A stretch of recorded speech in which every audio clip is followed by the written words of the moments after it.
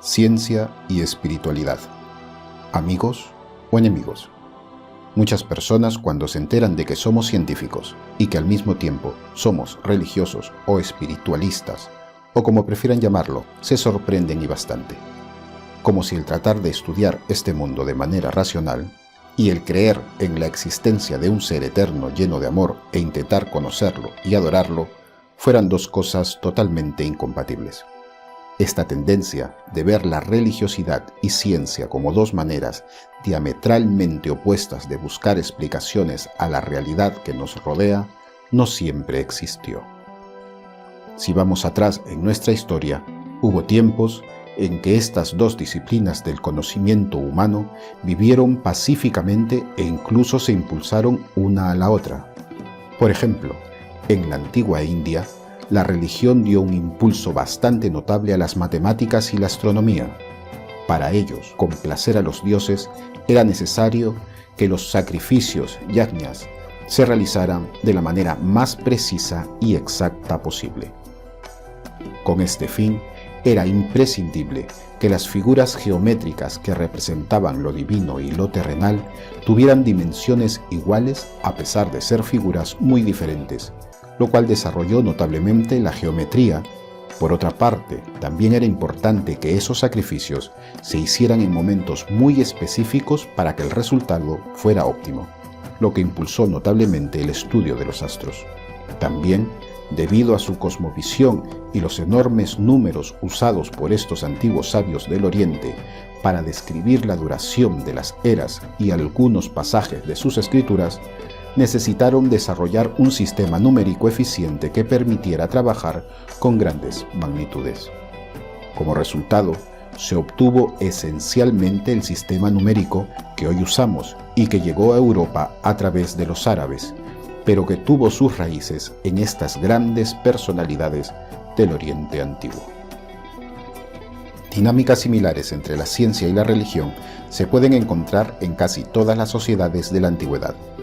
Entonces, ¿en qué momento se distanciaron? Europa, a finales del siglo XVI, inicios del XVII. ¿Cuál fue el motivo? En pocas palabras, la ciencia tuvo un cambio de paradigma y los líderes religiosos de entonces no supieron lidiar con dicho cambio. Las soluciones no fueron el diálogo y la búsqueda de la verdad, sino la ceguera a los hechos, el destierro e incluso la muerte. Pasaron de ser sirvientes de Dios a tener el complejo de Dios. Pero su poder duró poco y la ciencia fue ganando terreno, y para muchos, entre los que nos incluimos, la ciencia pasó a ser el dogma de la sociedad moderna. Todo lo que haya probado la ciencia, la mayoría lo aceptamos como cierto, aunque probablemente ni siquiera seamos capaces de entender cómo llegaron a esos resultados. ¿Qué hablar de testearlos para ver si son correctos o no? En esencia, en nombre de la razón, hemos traspasado nuestra fe de la religión, los santos y las escrituras a los científicos, los experimentos y la ciencia. Lo cual no es criticable ni juzgable en lo absoluto, cada cual deposita sus creencias en lo que desea, pero no es cierto que hayamos cambiado completamente razón por fe. Ni la ciencia está exenta de fe, ni es cierto que la religión no tenga un ápice de razón.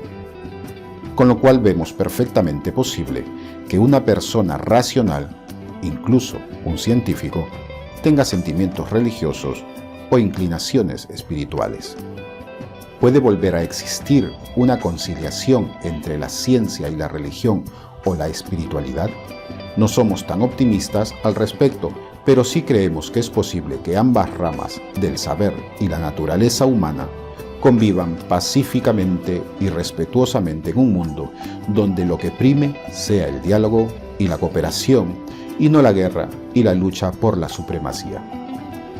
Para que ese día llegue, creemos que los científicos deberíamos estudiar un poco de teología antes de hacer declaraciones sobre Dios. y los religiosos deberían adoptar posturas similares en campos en los que no son expertos.